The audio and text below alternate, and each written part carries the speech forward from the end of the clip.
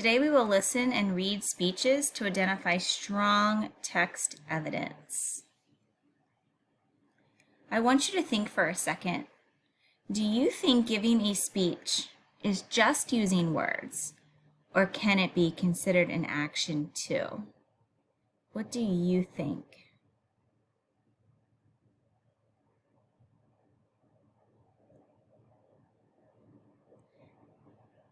Now that you've had a few seconds to think, I bet you are probably thinking that giving a speech is an action as well as words.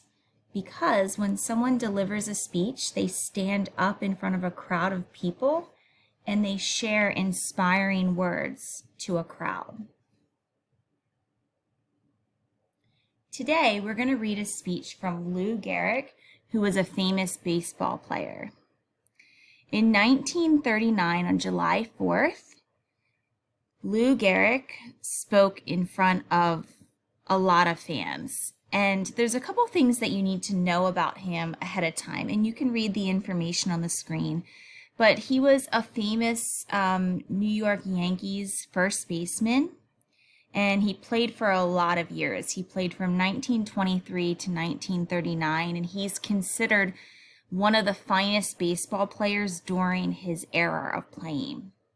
He set a record for playing a number of consecutive games, 2,130, meaning he never missed a game. He played 2,130 games in a row, and some of you probably know that our very own Cal Ripken Jr. actually broke that record.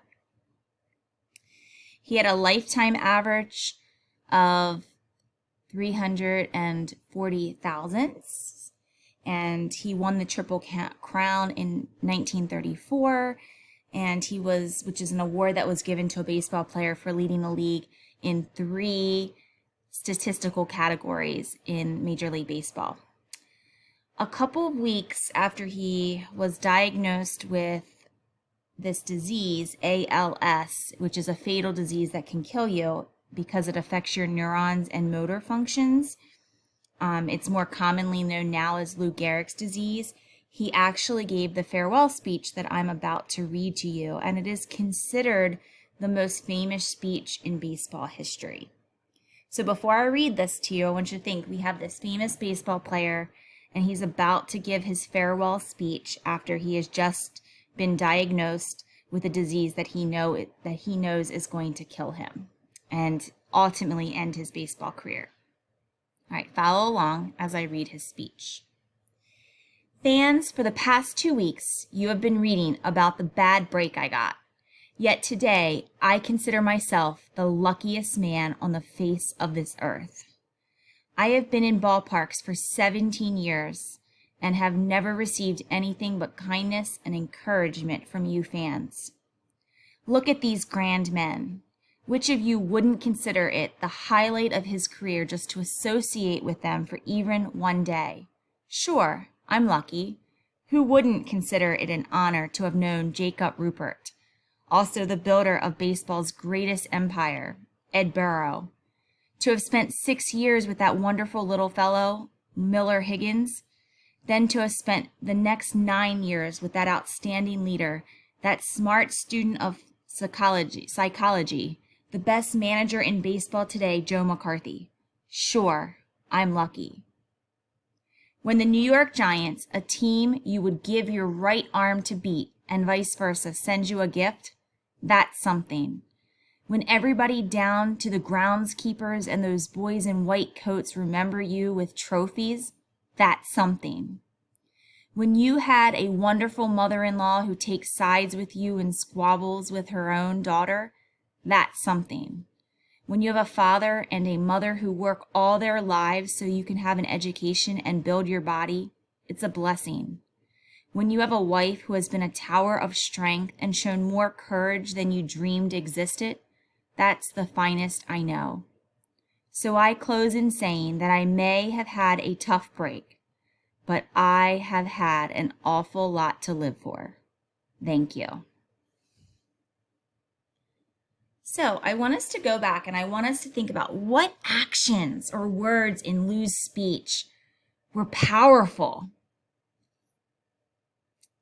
I want you to pay close attention to how he starts his speech. Right from the beginning, he grabs the reader's attention by saying, I consider myself the luckiest man on the face of this earth. He's saying he's lucky. He was just diagnosed with a disease that he knows is going to take his life, yet he considers himself lucky. That's powerful if you're listening to him. Let's keep reading. In the second paragraph, he talks about the highlight of being associated with all these great leaders. He names them and he gives them honor. He feels lucky that he was able to work with such amazing leadership and management. In the third paragraph, he talks about the fact that his rebel team, the team that he was going against, their enemies, he gets gifts from the best teams that you want to beat. He says that's special. That's something special. He goes on in the bottom part of this paragraph to talk about his mother-in-law and his mother and his father and his wife. He's talking about how lucky he is for having such an amazing family. And finally, he closes his speech and saying, even though I've been diagnosed with this disease and I've had a tough break, I've had a lot to live for. He's grateful and he's thankful for his life. So in his speech, he used a lot of words and he has a lot of actions to be able to stand up and the bravery and the courage to be able to deliver this speech. That's powerful. And if you're listening to it even now, years later, it's still considered one of the most remarkable speeches in baseball. So let's take a look at how we could capture this text evidence and explanation. So I've set up a T-chart here. On the left-hand side, we have text evidence from speech. And on the right-hand side, we have why. Why is it a powerful word or action? So here's the very first line. I consider myself the luckiest man on the face of this earth. I quoted it right from the text, and you know that because I use quotation marks. Now I have to explain why. This is powerful because even though Lou was just diagnosed with a fatal disease and won't be able to play baseball anymore, he still considers himself the lucky that he got to play for as long as he did. In the second paragraph, he says, notice I don't have to quote the entire sentence. I can just quote the part of the speech that is most powerful, that's strong. So I just quote it, look at these grand men, with quotation marks again. And Lou is so thankful for all the great leaders that he met and had the opportunity to play for, that he names them and he honors them in his speech. That's powerful. He goes on to saying, talks about his mom and his dad, and that whole paragraph was about his family, but I particularly liked this sentence, and so I just pulled that sentence out as my text evidence. When you have a father and a mother who work all their lives, you can have an education and build your body. It's a blessing. He's saying that he's thankful for his family. He's thankful for his parents who work so hard so he can learn, but he could also get a better athletic ability. He's thankful for the sacrifices that his wife has made so that he could play baseball. And he ends his speech by saying, I've had an awful lot to be thankful for. So the fact that he closes his speech by saying, even though his illness is a tough break and it's bad news, he would rather be thankful for the experiences that he got to do, and he's so thankful for all of them.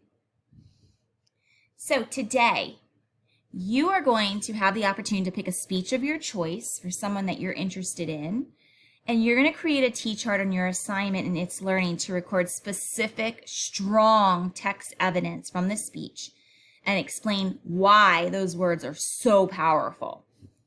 You're going to be navigating to a website, and there's going to be a long list of speeches. And then you're going to set up a chart in its learning where you're going to put the text evidence, and then also on the right-hand side, you're going to be explaining why. And that's what you're going to be submitting for your assignment today. All right, readers, off you go to read some amazing, powerful words from some very famous people.